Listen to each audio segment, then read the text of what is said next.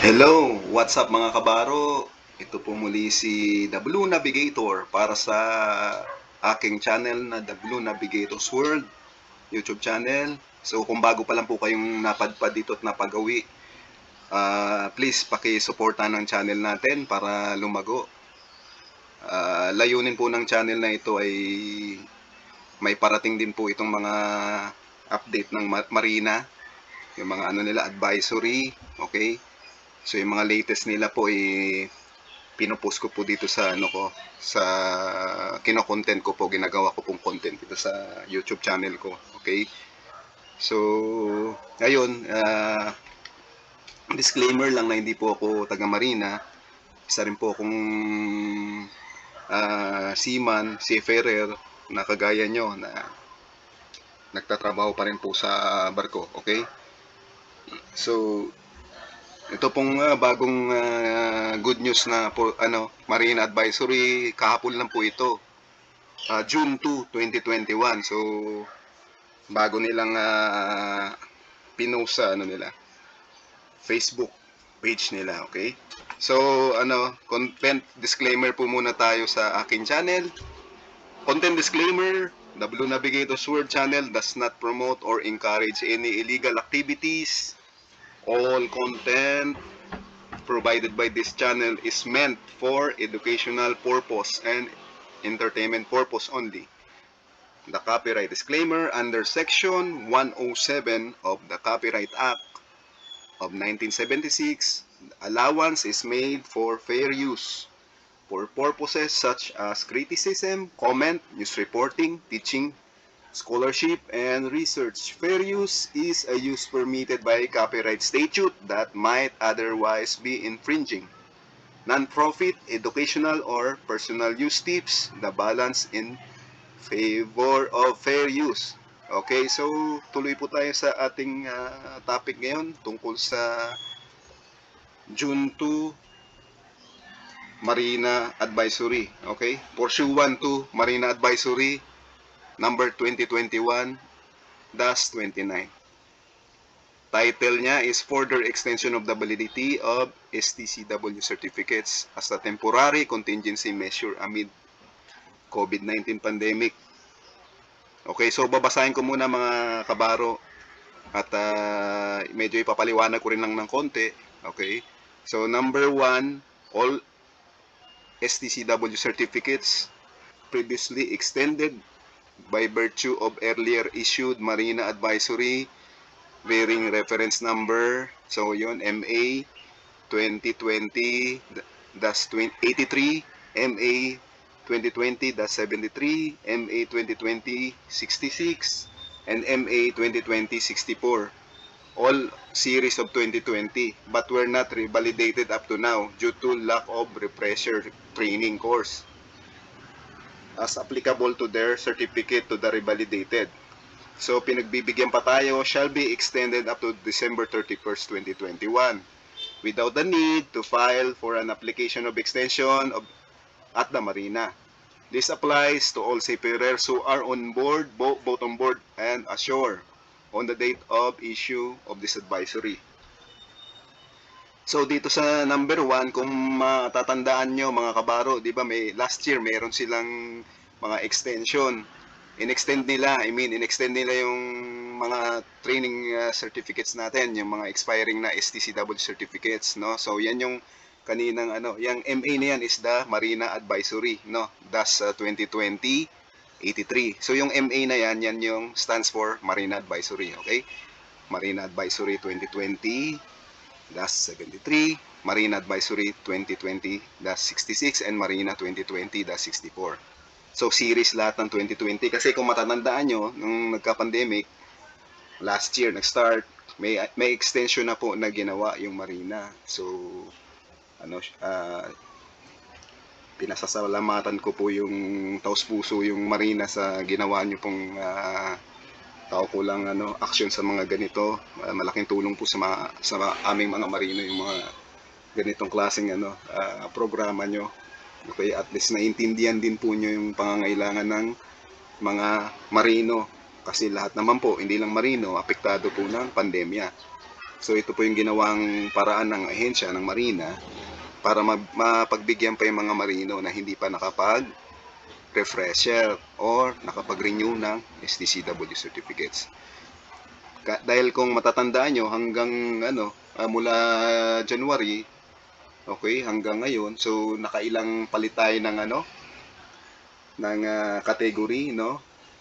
IATF category natin dito, lalo sa NCR plus bubble, no? Kaya yung mga training center, maging ang marina, so apektado, no? Yung pagpaprocess natin o pagre-renew, so yung mga slots punuan, so yan po yung struggle na naranasan po nating lahat, no? Maging ako po, ang inyong lingkod, nag-renew rin po ako at nag-antay at nagtiyaga, nagtiis sa pila. Online, ha? Wala pong mga fixer, bawal po yung ganun. Okay? So mag-ano lang po tayo. Sumunod lang po tayo sa normal na proseso at check na magtatagumpay naman po tayo lahat diyan. Okay, so yun yung number 1, ha. So extended na po hanggang December 31, 2021.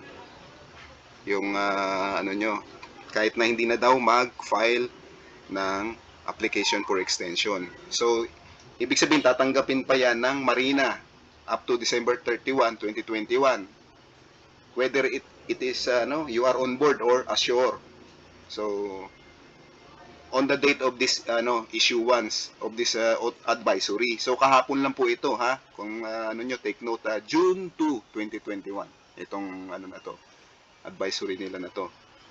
Okay? So, may pagkakaiba po yan sa number 2. Okay, proceed tayo sa number 2. All STCW certificates issued by Marina that are expiring between the period of 01 July 2021 to 31 December 2021, dates inclusive, shall be extended for a period of 1 year from the date of expiry of the certificates without the need to file for an application of extension at the Marina. This applies only to all seafarers who are on board on the date of issue of this advisory. So, may pagkakaiba yung 1 at number 2, okay? So, itong number 2, ang pinagkaiba niya po, yung on board lang po yung pinahintulutan na ito ng 1 year. Na ang certificate ay mag-i-expire o yung STCW certificates niyo po ay mag-i-expire ng July 1, mula July 1, 2021 hanggang December 31. Yung ibig sabihin yung huling huling buwan ng 2021, no, December 31st, 2021. So tingnan niyo po yung certificates niyo, lalo yung mga onboard nating mga kabaro diyan. So shout out po sa mga mangigiting nating mga marino. So mga frontliners din po sila o mga essential workers din po sila, no. Okay. Kapag diyan po nag-fall yung nyo, diyan po bilong yung certificates nyo, so iplano nyo po mabuti yung nyo. So magandang balita, dahil extended po yan ng 1 year. So halimbawa, July 2021 yung nyo, certificates nyo at on board kayo, so sakop kayo dito. At ganoon din yung mga hanggang December 31 na training certificates. Pag bibigyan po kayo ng extension or extended period of 1 year from the date of expiry of the certificates.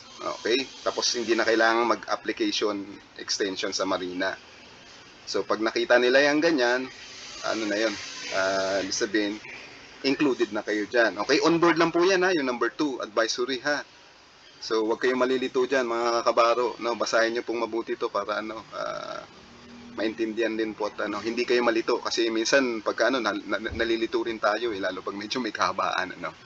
Okay, so kaya natin yan, okay? At saka lang, tiis lang tayo, okay? So number 3, the concerned licensed manning agencies and shipping companies are required to ensure that the crew are compliant with the above mentioned STCW requirements and are hereby directed to submit to Marina the list of their crew members whose validity of STCW certificates had been extended pursuant to this advisory. An electronic copy of the said information shall be submitted via email. So ito namang number 3, ito? So pinaka-concern ito ng manning agency natin o yung mga shipping agency, shipping company natin dito sa Metro Manila o sa Pilipinas, okay?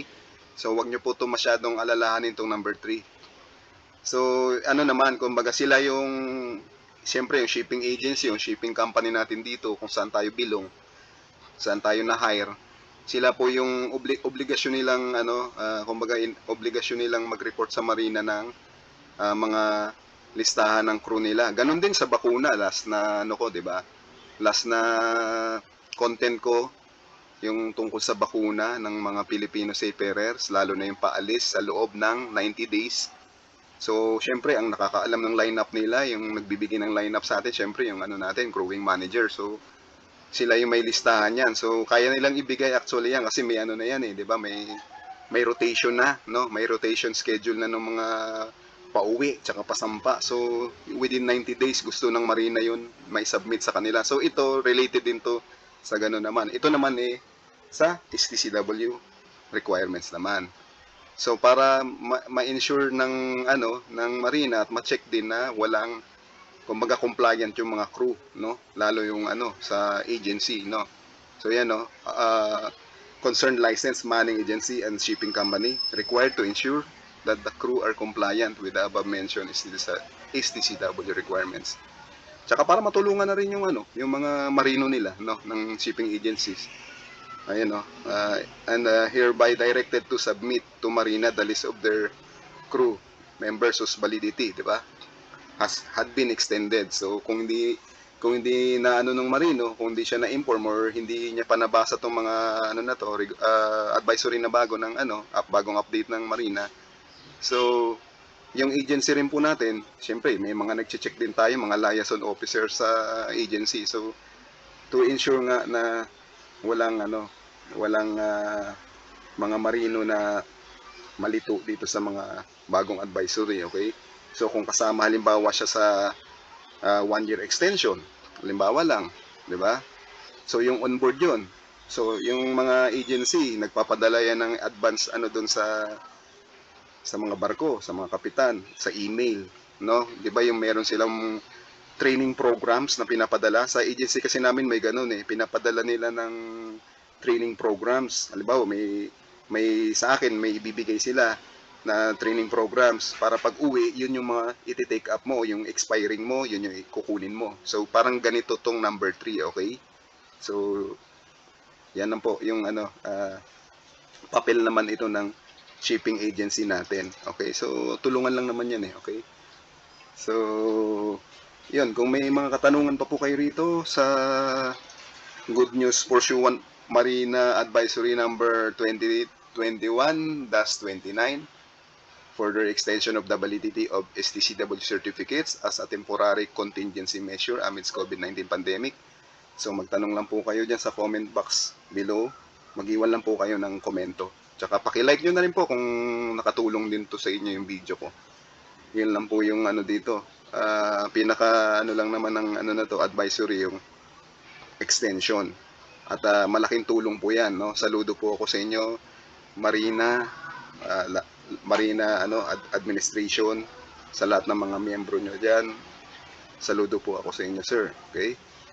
Dahil malaking tulong po tong mga ganitong programa nyo, no, na bigyan ng extension yung mga marinong Pilipino natin na mag renew and mag retraining, no, refresher, okay, ng papeles nila para updated po at validated na, okay, mga na valid, no, bago sumampa valid na. Ganon din po yung bakuna, no. So yun, hindi ko na po patatagalan ito. Muli po, paalala ko na sumunod lang po tayo sa safety protocols natin, no, na suot ng face mask, face shield, dala ng alcohol o sanitizer, always sanitize, yon, be hygienic po, maging malinis po tayo sa pangangatawan natin. Then, yung bago po na dinadagdag sa atin ng DOH po, yung magpabakuna na po tayo. Okay, kung kasama na po tayo sa priority list ng babakunahan, so magbigay po kayo ng time na magpabakuna para po rin sa atin yung proteksyon, okay? Kung pabalik na at pabakasyon at least. Kasi pag may bakuna na o fully vaccinated na, so pwede pa rin daw ma-infect pero medyo medyo less na, no? Hindi na pupunta sa severe situation. Okay, yun yung pinagkaiba ng fully vaccinated na kaysa wala pa. So, yun, hindi po ibig sabihin nun pag vaccinated na tayo, relax tayo. Hindi po ganon. Ibig sabihin lang po nun, wag pa rin pong wawalain yung pagsusuot ng face mask, face shield, at sanitize, at social distancing, okay? Yun, nakalimutan ko sabihin kanina, social distancing at bakuna. Okay, so hindi ibig sabihin na nabakunahan na hindi tayo hindi na kayo mahawaan. Ibig sabihin, posible pa rin kayong madapuan ng COVID. Pwede pa rin pa tayong madapuan ng COVID. Pero hindi na po didiretso ng severe cases. Okay? So, yun yung mape-prevent niya. Malay natin in the future, talagang tuluyan na talagang hindi na pwedeng, hindi na madadapuan. Parang kagaya ng ibang mga bakuna natin sa merkado. Okay? So, hanggang doon lang po yung topic natin ngayon. So, until next time, stay safe. God bless po mga kabaro. Ingat po tayo dyan sa trabaho natin. Thank you.